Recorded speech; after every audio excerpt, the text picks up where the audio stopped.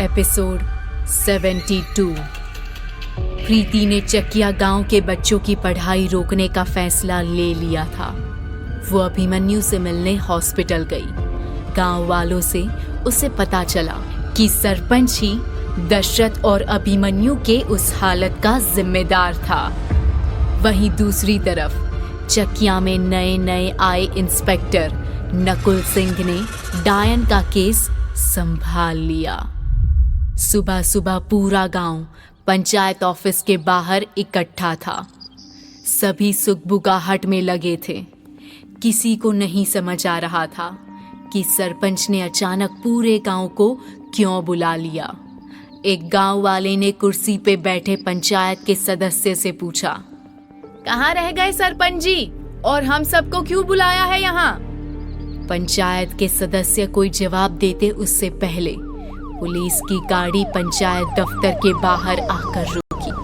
सब हैरानी से उस ओर मुड़े और घूर के देखने लगे।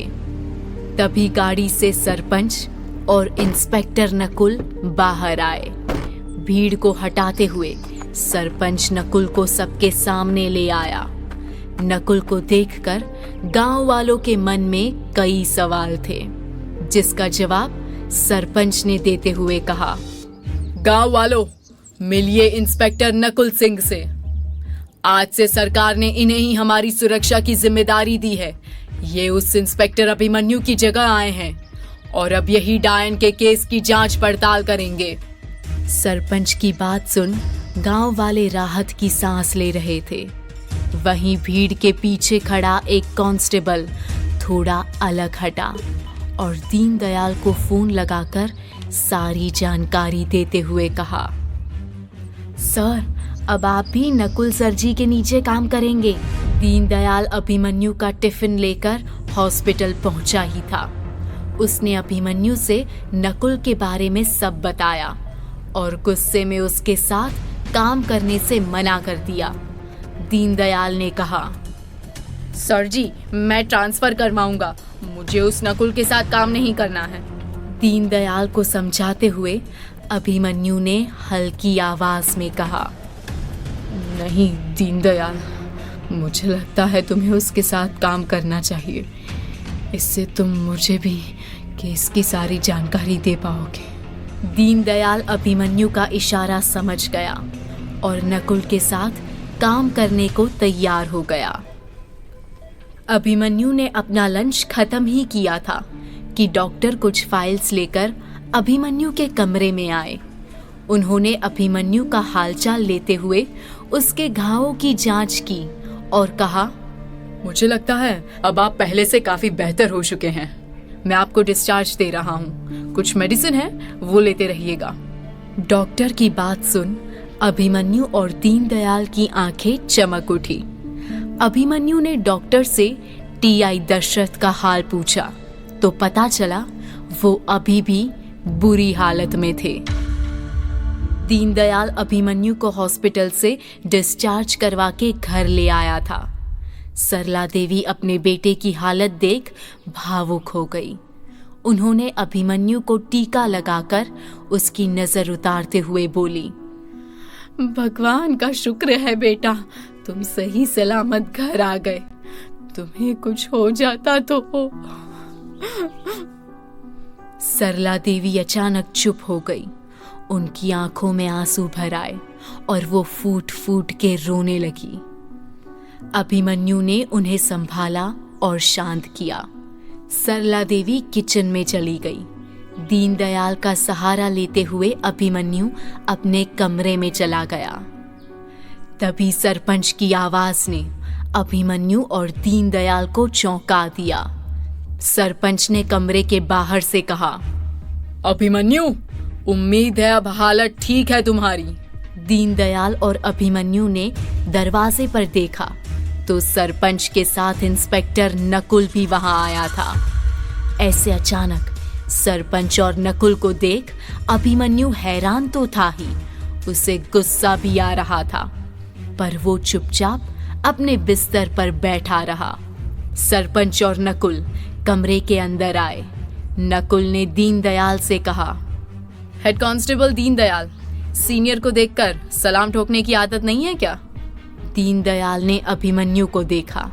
उसने आंखों ही आंखों में इशारा किया और दीनदयाल ने फौरन नकुल को सल्यूट मारा।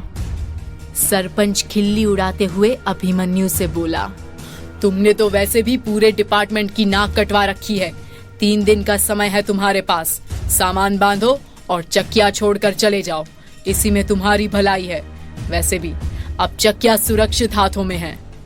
ये कहते हुए सरपंच ने नकुल की तरफ देखा, जो च्युइंगम चबाते हुए मुस्कुरा रहा था। उसने अभिमन्यु को बड़े अहंकारी मुस्कान से कहा, गेट वेल सून। बहुत सुना था तुम्हारे बारे में, पर देख रहा हूँ सब सुना सुनाया ही है, वरना इतने लोगों की जान न जाती, है ना दीनदयाल? दीनदयाल गुस्से में अपनी मुट्ठी भींचे चुपचाप खड़ा था। नकुल और सरपंच दोनों वहां से निकल गए। अभिमन्यु भी गुस्से में उबल रहा था, पर फिलहाल उसका शांत रहना ही बेहतर था। उधर किचन में खाना बना रही सरला देवी को अभी भी ये चिंता सताई जा रही थी कि वो किसी तरह प्रीति और अभिमन्यु को साथ ले आ सके। भगवान से प्रार्थना करते हुए उन्होंने खुद से कहा, भगवान अब मेरे बेटे का घर बसा दे बस। पता नहीं अब अभिमन्यु और प्रीति साथ आ भी पाएंगे या नहीं। सरला देवी को तो उनके बेटे की चिंता सता ही रही थी, पर चकिया गांव की चिंता अभिमन्यु को अभी भी सोने नहीं दे रही थी। दीनदयाल समझ गया था कि अभिमन्यु को नींद नहीं आ रही। उसने अभिमन्यु से धीमे स्वर में कहा, आप केस के बारे में सोच रहे हैं ना सर? अभिमन्यु ने दीनदयाल को देखा और धीरे से अपना सिर हाँ में हिलाया। दीनदयाल ने कहा, मुझे आपसे कुछ बताना था, पर मौका ही नहीं मिला। अभिमन्यु ने पूछा तो दीनदयाल अपने बिस्तर से उठा और मुजफ्फरपुर से लाए गए बही खातों में से एक बही अभिमन्यु के पास लेकर आया और बीच का एक पन्ना खोल के दिखाते हुए बोला, सर जी, आप जानना चाहते थे ना कि राजकुमारी लाल साड़ियों का ऑर्डर थोक में किसने दिया है? ये सुनकर अभिमन्यु के कान खड़े हो गए और उसकी आंखें चौड़ी हो गई। उसने फौरन पूछा, किसने? दीनदयाल ने बही पर उंगली रखा और एक नाम दिखाते हुए बोला, ये देखिए। अभिमन्यु ने गौर से नाम देखा और उसे पढ़ते हुए बोला, रानी? दीनदयाल ने कहा, चकिया गांव से रानी ने एक साथ कई लाल साड़ियां मंगाई थी। अभिमन्यु ने हैरत से कहा, लेकिन ये रानी है कौन? इसका पता तो होगा इस बही में।